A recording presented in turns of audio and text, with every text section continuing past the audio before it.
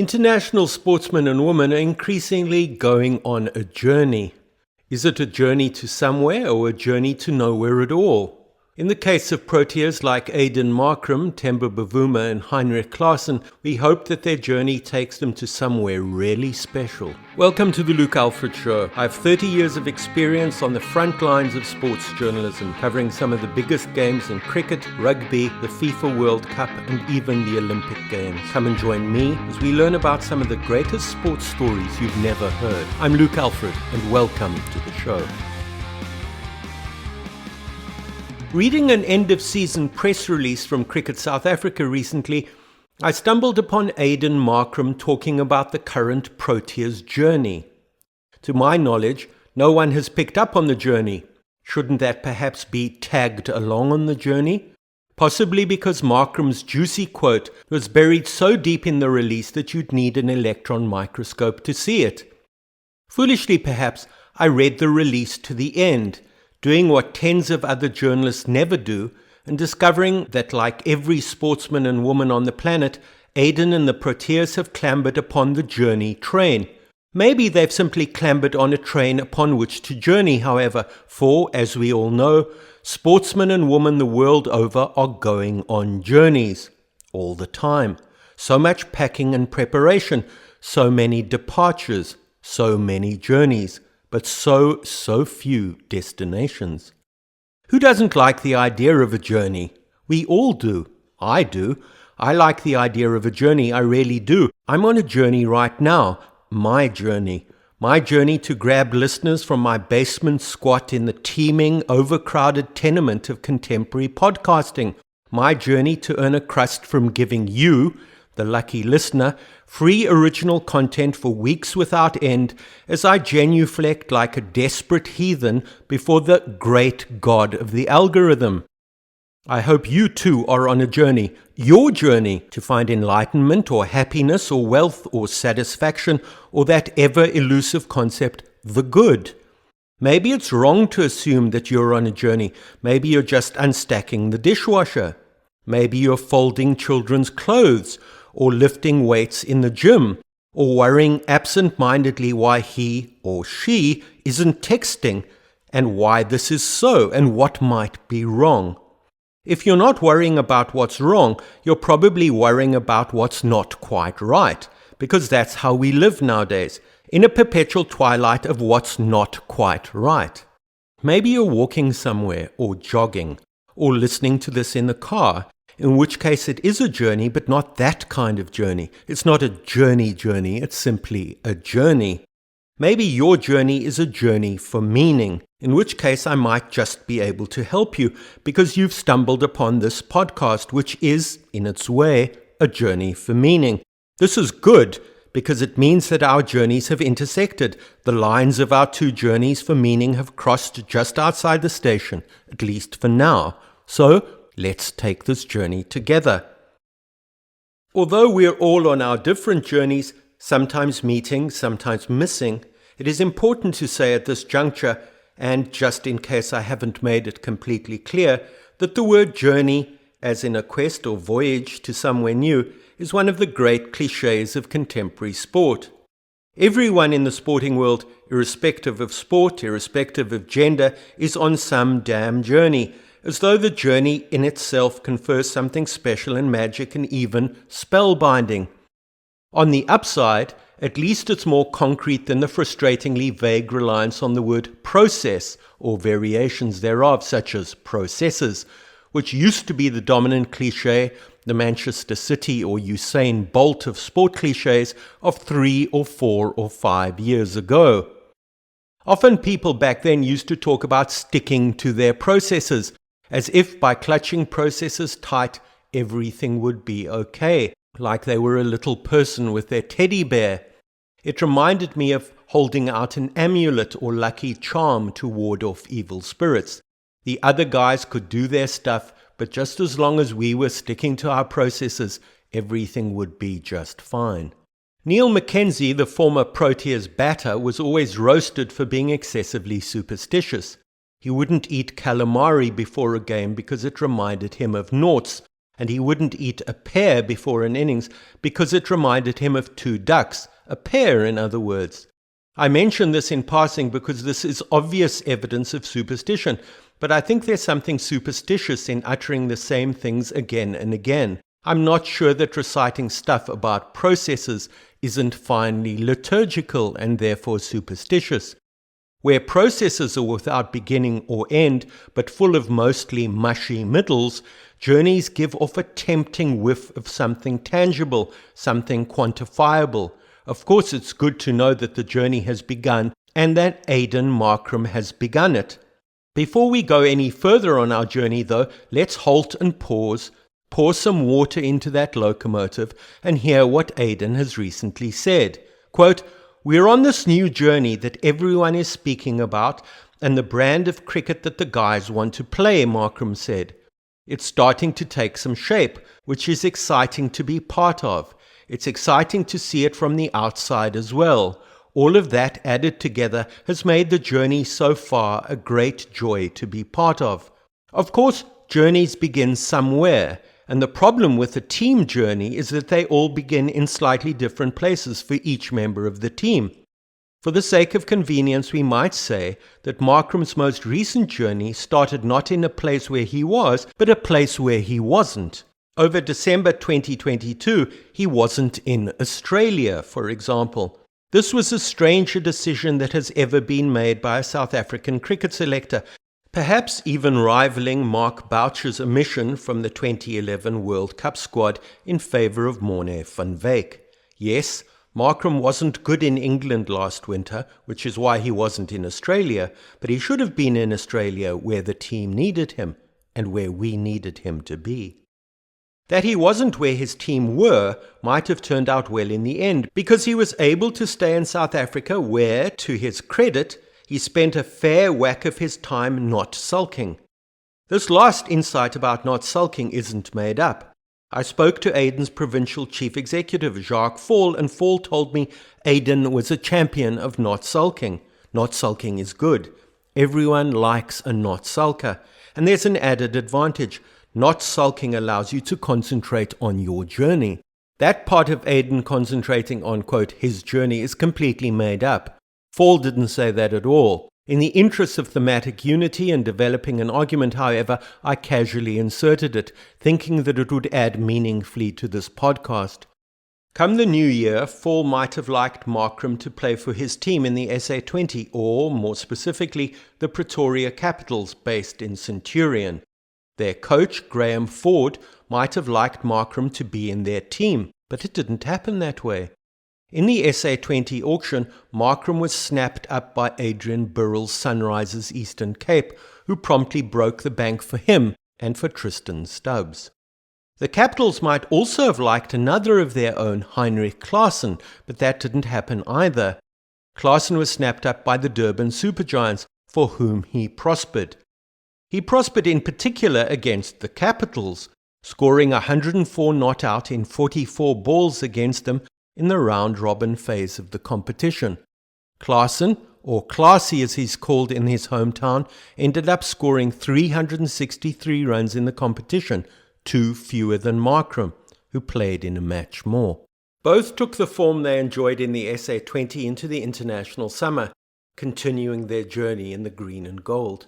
And 6 weeks after the SA20 ended, Klaasie scored 119 not out in 61 balls against the West Indies.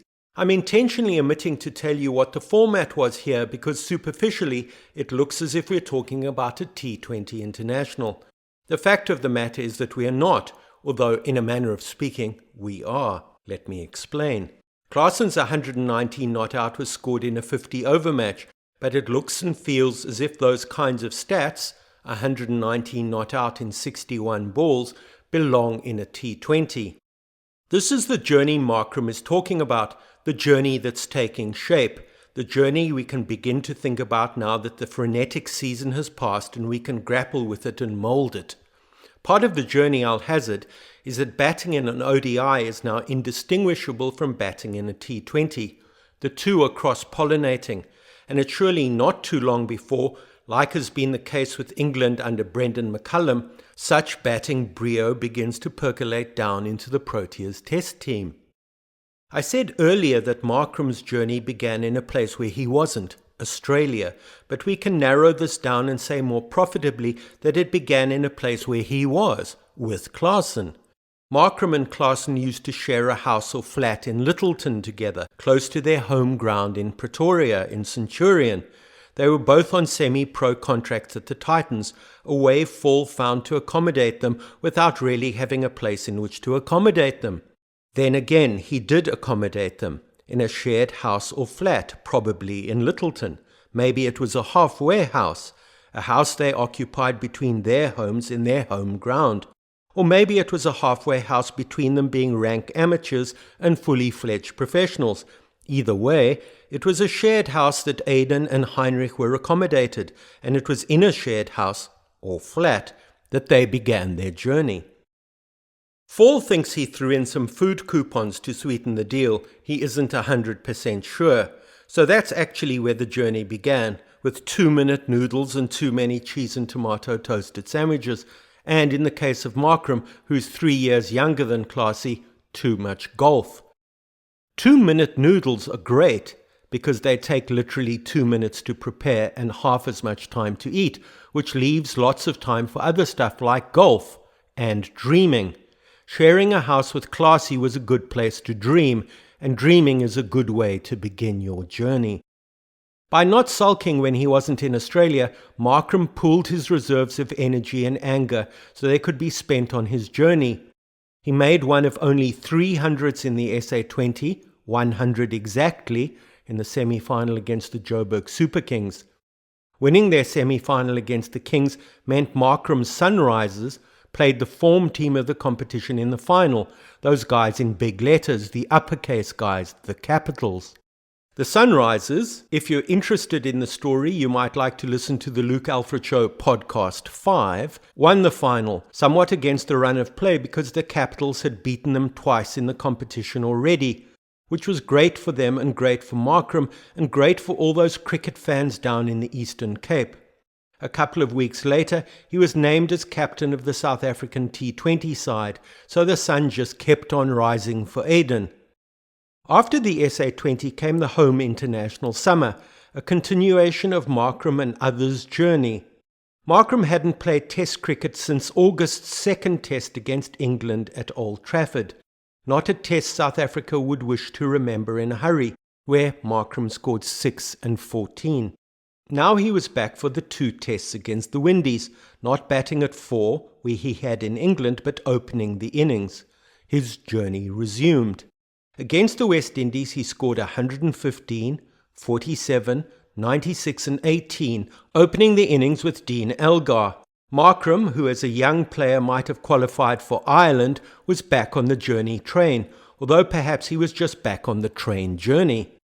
The best Markram saved for last in the last match of the international summer.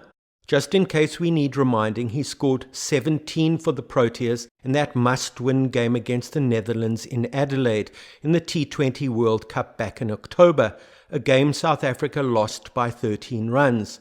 It was a game that inspired an awful lot of head-scratching back home. There was predictable talk of elephants in the room, and, of course, choking. But let's not dwell on all of this now and simply say that it wasn't the best stop on the Proteas and Markram's journey. Given this backstory, it was good to see Markram do so well against the Netherlands just a couple of days ago, scoring 175 in 126 balls against them in the third ODI. We all wish he'd scored 175 against the Orange Devils in Adelaide 6 months ago, but sometimes you have to be content with where the journey takes you, rather than where you want to take the journey. Markram should know. As I said before, the trouble with a team journey is that it has any number of different beginnings, not just one beginning. Another member of the team is Temba Bavuma, who has been undertaking his own journey. Bavuma's journey has copped criticism. Sometimes that criticism was because he's so tiny. David Visser, playing for the Titans, once told him not to be so disrespectful when Bavuma was talking to an umpire and to stand up. Some of the criticism hasn't been as witty. It's been hurtful and racist. People wondered rightly, I think, why Bavuma was even in Australia for the World T20 last October. Much of the criticism can be dismissed as ignorant, but a small part of it seems to have been vindicated because Bavuma has lost the T20 captaincy to Markram. He's now the ODI and Test captain instead. That's his journey. It's been a long one. If Aiden and Klaasie's journey began in a shared house, Temba's journey began so long ago, no one even knows where it started. I'll hazard a guess. It started at Fourways High, a school he only went to for a year, so a school he almost didn't go to. He later went to St. David's Marist-Inanda, a school with a name almost as large as its school fees. Bavuma, though, was happier there than he was at Fourways High. He thought as a schoolboy he might play soccer. He even had a trial with Ajax Cape Town. But St. David's didn't play soccer, and Bavuma didn't much fancy playing rugby, so he tried cricket. He took a post-matric year at the school, and by the end of his 5 years at St. David's had done enough for the Gauteng Lions to be interested in him. In 2008, he started his first-class journey for Gauteng, scoring 4 in the Gauteng first innings against the Warriors, while, batting 1 spot ahead of him, Dane Villas scored 166. You have to start somewhere, I guess. No one divides South African cricket fans like Bavuma, and I don't want to go there now. Although I do want to go there now. It often helps in situations such as these to be unsentimental and unemotional, which at least allows you to anchor things in what actually happened. Fact. The last 26 months, which precede his elevation to the Test captaincy once held by Elgar, have been very good for him and coincide roughly with him turning 30 and the 2020 break for COVID-19, in which South Africa only played in 2 tests. In his matches until January 31st, 2021, Bavuma had scored 100 in 40 tests at an average of 30.76. In 16 tests after January 31, 2021, he has scored 100 in 16 tests at an average of 46.08. This includes his mighty 172 at the Wanderers in the test against the West Indies recently. See for yourself. His change in form and fortune has been phenomenal. The development of Temba's one-day form has been similarly impressive.